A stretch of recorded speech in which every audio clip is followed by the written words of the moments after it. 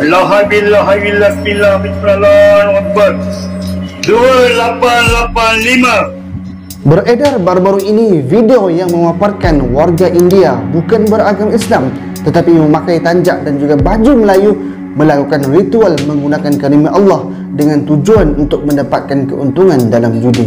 Perkara ini berlaku di Malaysia dan mereka menggunakan bahasa Melayu dengan yang baik. Mereka mencampur adukkan budaya Melayu yang beragama Islam yang menggunakan kalimah Allah untuk ibadah dicampur adukkan dengan perkara-perkara yang batil hanya dengan tujuan untuk mendapatkan kemenangan dalam judi. Jelas mereka menyalahgunakan kalimah Allah yang sepatutnya digunakan untuk tujuan kebaikan, tetapi sebaliknya pula.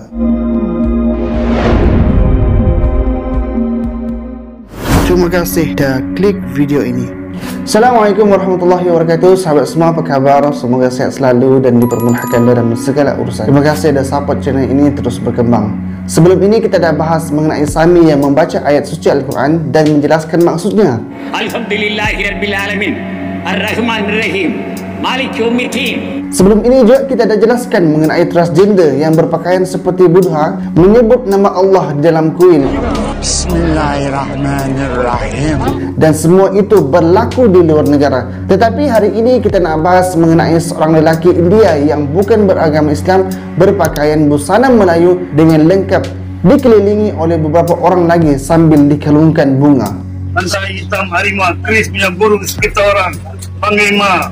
Ini bukan tolong adik-adik orang minta tolong, ni Haji kasih adik-adik orang. Alhamdulillah, bismillahirrahmanirrahim. 2885. Tahu? 2885. Alhamdulillah. Ini mesti dia buka.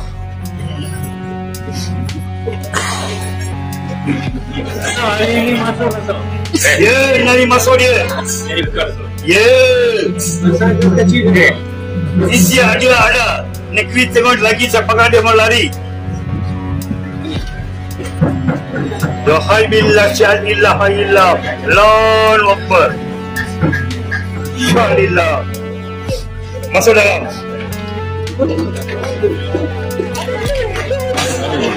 Lagu mana ada? Ganteng lagu mana?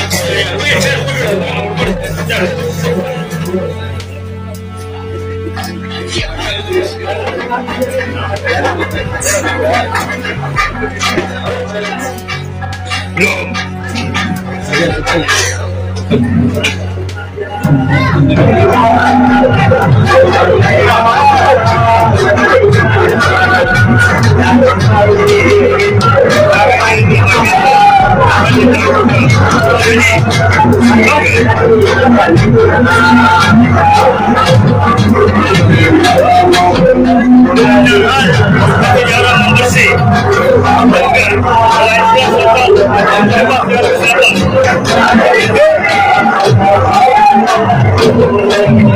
Alhamdulillah, insyaAllah.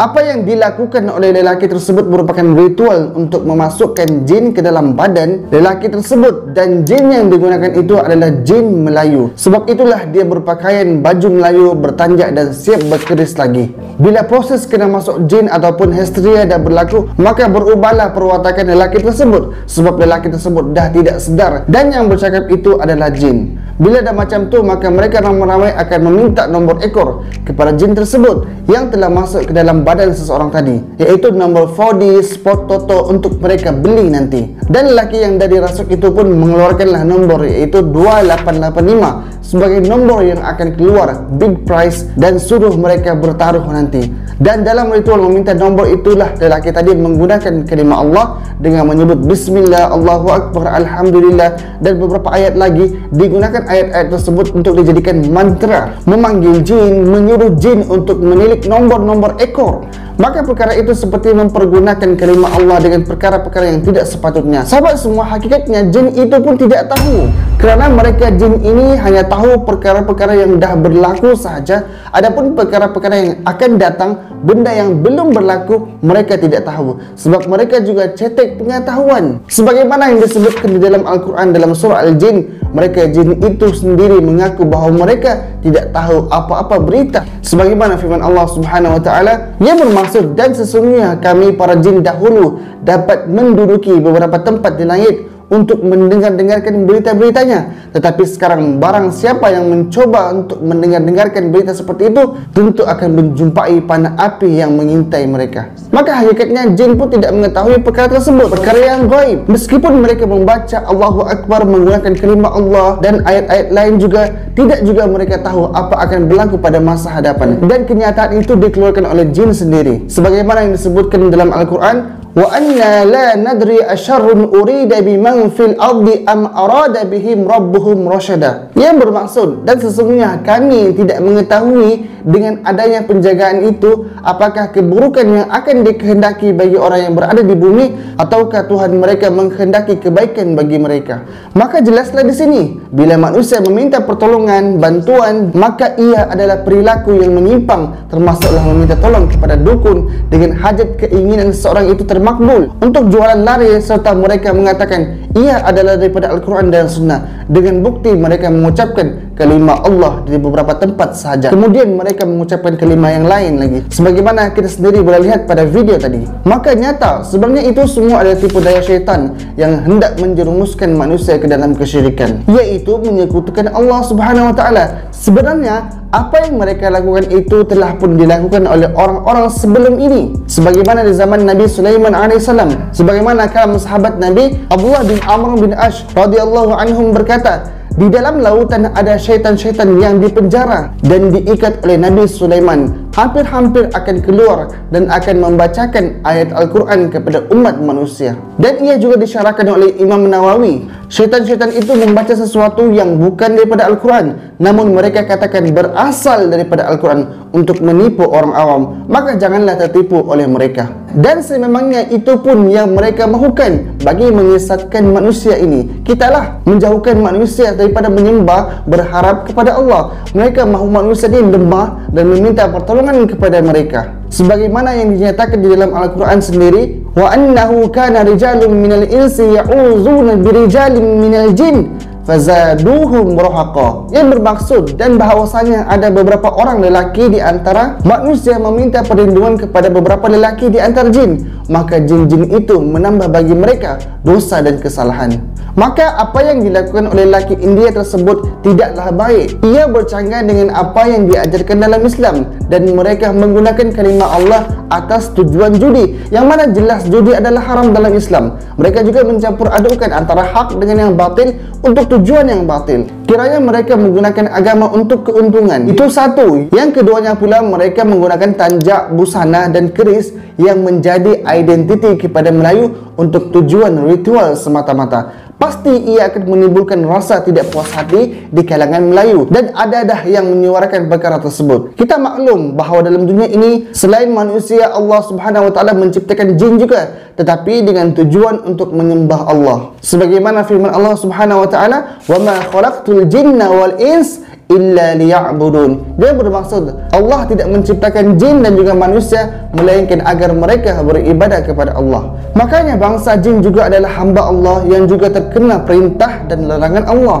Mereka juga menerima dakwah daripada baginda Nabi SAW. Jadinya meminta bantuan kepada jin adalah fitnah besar, kerana orang akan bersandar ataupun bergantung kepada jin dan menghilangkan tawakal mereka kepada Allah. Dan realitinya para penyembah jin ataupun paranormal ini, dukun dan orang-orang yang bergantung pada kehebatan atau keluarbiasaan dukun tertentu, seringkali terjerumus melakukan amalan-amalan syirik dan bid'ah yang bercanggah dengan Al-Quran dan Sunnah. Seperti mana di dalam video yang kita saksikan tadi, memanggil makhluk halus untuk meminta pertolongan, dan juga wujudnya ritual zikir-zikir aneh, puasa putih, pulut kuning, memberi tangkal dan azimat dan lain-lain, yang semua itu tidak terlepas daripada campur tangan syaitan untuk menyesatkan manusia. Jika non-muslim hanya mengucapkan ayat seperti Alhamdulillah, InsyaAllah dengan tujuan yang baik, maka dibolehkan. Adapun jika kalimah Allah dijadikan untuk perkara bercanggah dengan syariat Islam, digunakan untuk kepentingan peribadi, digunakan bukan untuk tujuan beribadah kepada Allah, maka dilarang. Boleh jadi pada video tersebut mereka sendiri pun tidak tahu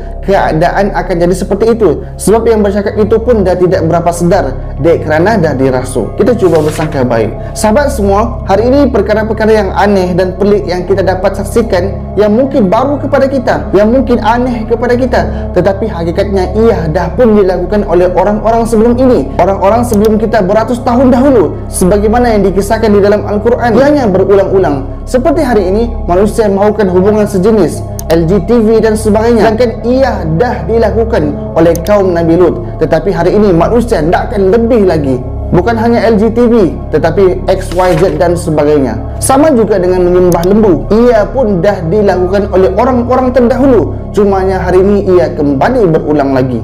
Maka adanya baginda Nabi Muhammad SAW yang membawa Islam dan juga Al-Quran adalah bertujuan mengeluarkan manusia daripada kegelapan kepada cahaya, sebagaimana firman Allah Subhanahu wa taala, kitabun anzalnahu ilaik litukhrijan nasa minaz zulumati ilan nur biidni rabbihim ila siratil azizil hamid. Yang bermaksud, ini adalah kitab yang kami turunkan kepadamu Muhammad agar engkau mengeluarkan manusia daripada kegelapan kepada cahaya yang terang benderang dengan izin Allah, yaitu menuju jalan Tuhan yang maha perkasa, maha terpuji. Maka baginda Nabi SAW diutuskan untuk menjadi rahmat kepada seluruh manusia, mengembalikan manusia ini kepada fitrahnya sebagaimana ia diciptakan, tunduk dan patuh kepada Allah yang menciptakan langit dan bumi, yang menciptakan kita semua, tidak melakukan perkara-perkara yang di luar batas sebagai manusia.